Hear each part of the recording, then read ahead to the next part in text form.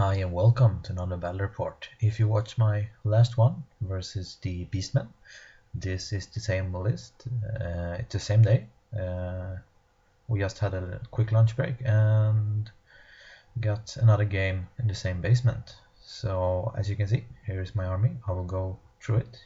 I have from left, I have some bowmen with 2 level 2 Lord of Light in it.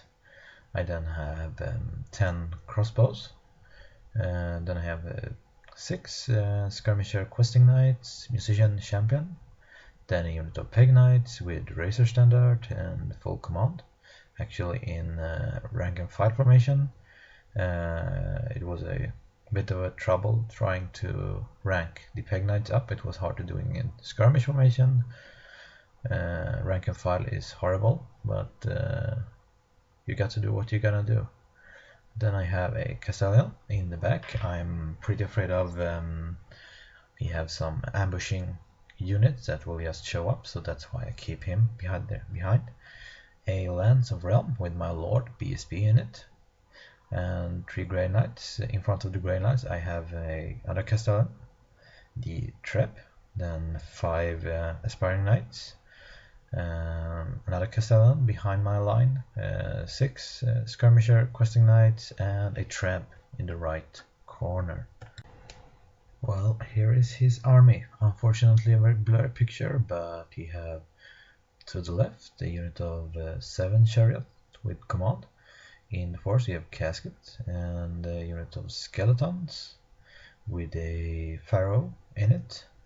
Then you have some skeleton archers with level 2, a lot of sand in it. Then you have a unit of necropolis guards with a pharaoh in it, and some other tunking hero that makes undead construct better. And with the special tunking came from below ambush rule, you have 2 Sand Scorpion and I don't know the new name for these guys, but Snake Surfers. No, I did not get the first turn, but he just pushed forward, had no shooting, no ambush. The casket shot, but at my peg knights, but I passed my leadership test, and yeah, that's it. So you can see now in this picture my unit pushing forward. None of my magic or shooting even matter. What happened in his turn, you can see here, his snake surfer popped up in front of my archers and questing knights, and his other unit are pushing forward towards me. You can pretty much see here the problem with his army is that he is only on one side of the table. The other one is kind of empty, which leaves me open to a good flanking opportunity. For Britannian turn 2, what I do, I push up, I move my lands, Grey Knights and Aspiring Knights to kind of lure him into a trap, with he showing me some flanks, or keep his necropolis guard away from me, which I'm fine with either way of it. I slam my questing knights into his snake surfer, temporarily solving the problem with the snake surfer at least. The Pegasus Knights, I fly straight into his chariot. What is really good is his skeleton warrior cannot see my peg knights, and I think I will grind down his chariot in 1 or 2 turns. If I grind him now, it's good. If I grind it down in his turn instead, it's maybe even better, but we will see. Also behind his casket is Green Knight, and my questing knights have pushes forward and are pretty close to his archer bunker. Magic didn't really do much, so I didn't have any picture of it.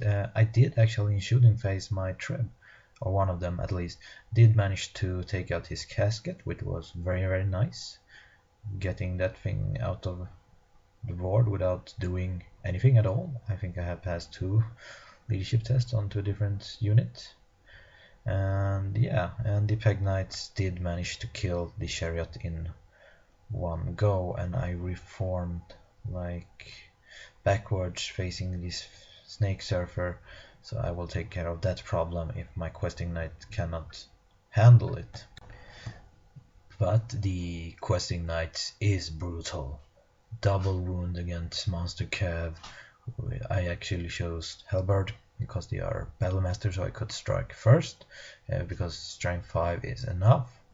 I think I plonk off 2 guys straight up, so we have 1 guy with I think 1 or 2 wounds remaining, so I just killed 3 Snake Surfer and 1 is heavily damaged, and he whiffed when he struck back at my knight.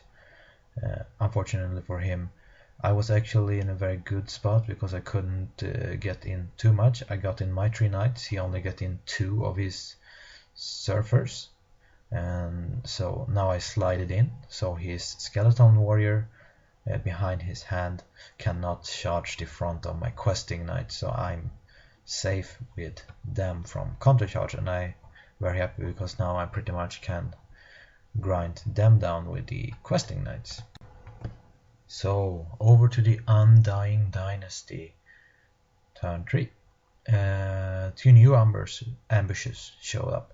Next to my trap in the corner is a Colossal, but that's only a Sand Scorpion, and in front of my crossbows are other Sand Scorpions, and that's it for ambush. He actually moved up his I think he had 1 or 2 level 2 of sand in his army, and they move away from the archer bunker into the necropolite guard. The skeleton pretty much stand where they are, and yeah, this is his move. Well, not much happened in his magic. I think he got off some spell here and there to raise some, but nothing too horrible. So over to the Kingdom of Equitaine, turn number 3. What I did here is basically I cannot save my Treb, so that one will die, but they're taking out a casket, so I'm fine with that. I use my crossbows to push them up a bit to stop that Tomb Scorpion from getting into my big archer unit. And you can see in the top on this picture, the Questing Knight charges the archer and the Paladin charges them in the back. And yeah, that's the Kingdom of Equitaine movement. You can also see the Peg Knights charge the Snake Surfer in the back and will probably wipe them off the board. And we did manage to take off the surfers. Also, the Scorpion have suffered 2 wounds from I think banishment. I have taken out the damsels from the archer unit because his Snake Surfer were close and stuff like that. And in the top, my Questing Knights and Paladin managed to kill off those archers.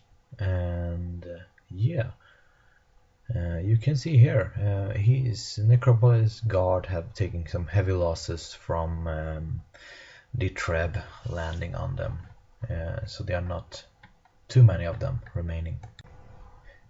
Here is a picture of his Bone Giant. Actually didn't do anything to my Treb, and my Treb passed the leadership test, so it sticks, and holding that one up for another turn, which is unfortunate because yeah, he will be able to reform in my turn.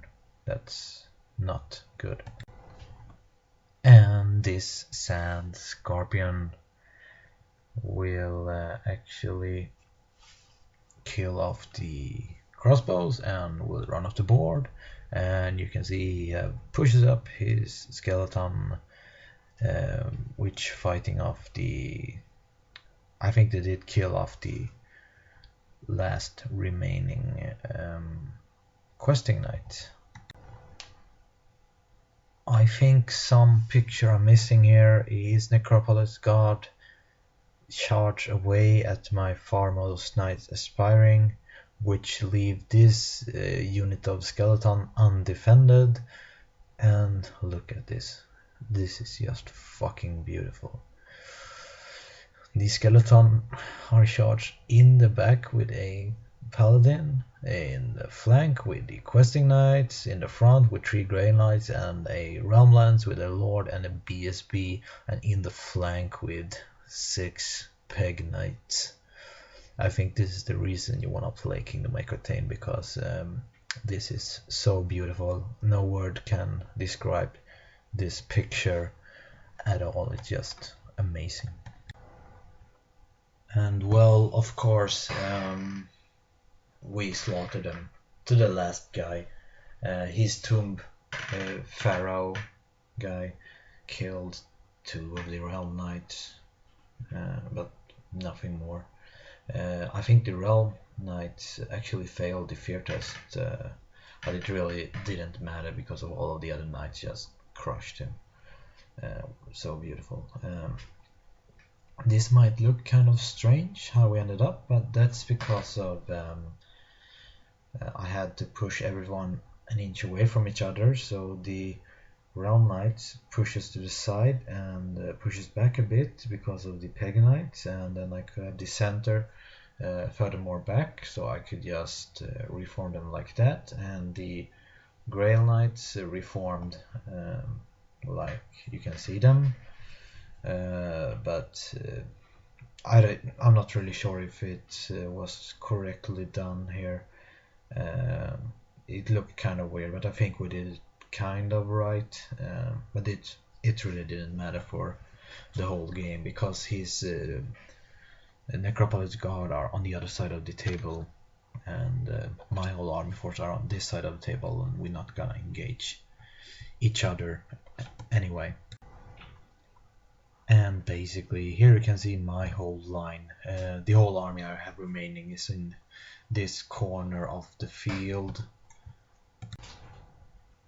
and well, this is just showing his sand scorpion here actually killed off my trebuchet, and I think I blast the other one off with some spells, so not much to write home about. I think the Treb in this picture is dead, but the Castellan who is there actually lives.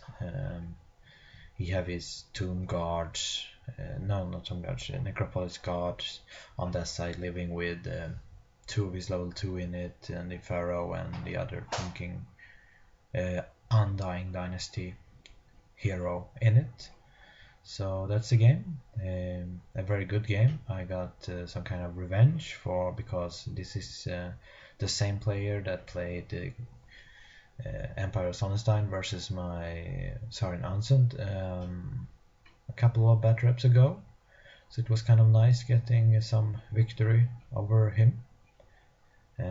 Well, I hope you enjoyed watching it. Feel free to start subscribing and liking, and if you have any comments, write them below and I will try to answer them as soon as possible. And yeah, have a nice one.